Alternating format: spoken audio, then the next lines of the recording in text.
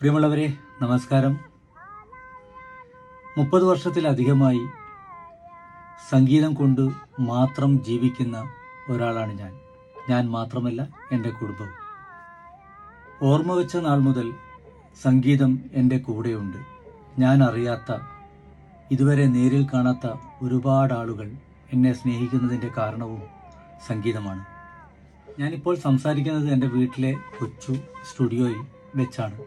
എൻ്റെ കുറേ പാട്ടുകൾ, നിങ്ങൾ കേട്ട കുറേ ഗാനങ്ങൾ റെക്കോർഡ് ചെയ്ത എൻ്റെ കൊച്ചു വീട്ടിലെ സ്റ്റുഡിയോ ആണിത്. ജസ്റ്റ് നിങ്ങൾക്കൊന്ന് കാണിച്ചു തരാം.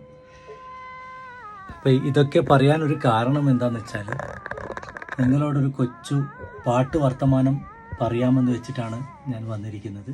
ഇവിടെ ഈ മൈക്കിന് മുന്നിൽ നിൽക്കുമ്പോൾ പലപ്പോഴും ഞാൻ ആലോചിക്കാറുണ്ട്, ആരായിരിക്കും ആദ്യമായി പാടിയിട്ടുണ്ടാവുക? ആരുടെ ശബ്ദമായിരിക്കും ആദ്യമായിട്ട് റെക്കോർഡ് ചെയ്യപ്പെട്ടിട്ടുണ്ടാവുക?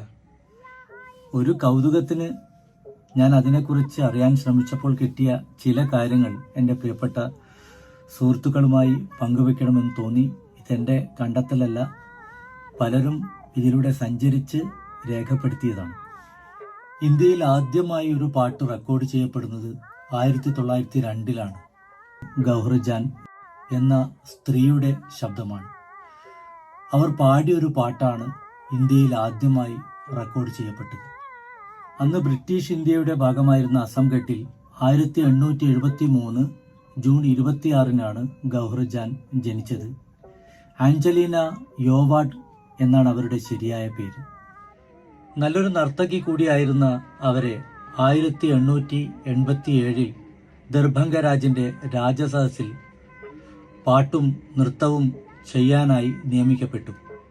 രാജസദസ്സിൽ മാത്രം ഒതുങ്ങിയ അവരുടെ ശബ്ദം സാധാരണക്കാരിൽ എത്തിച്ചത് ഗ്രാമഫോൺ മ്യൂസിക്കാണ്. അങ്ങനെ ഇന്ത്യയിൽ ആദ്യമായി ഗൗഹർ ജാന്റെ ശബ്ദത്തിൽ ഒരു ഖയാൽ 1902 നവംബർ 2 റെക്കോർഡ് ചെയ്യപ്പെട്ടു.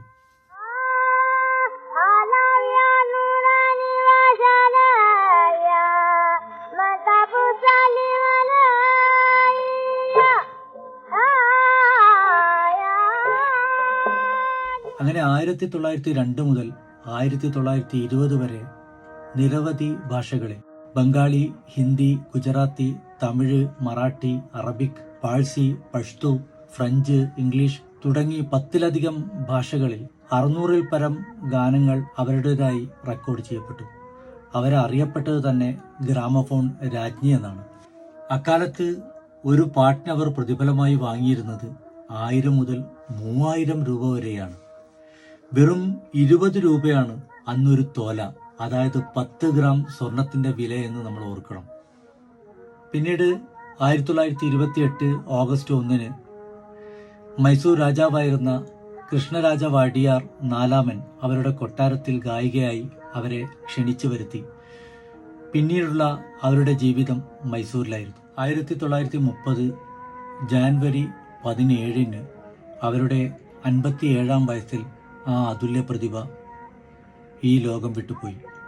ഗൗഹർ ജാൻ ആലപിച്ച മേരെ ദർദ് ഹെ ജിഗർ എന്ന് തുടങ്ങുന്ന ഗാനം ഏറെ പ്രശസ്തമാണ്.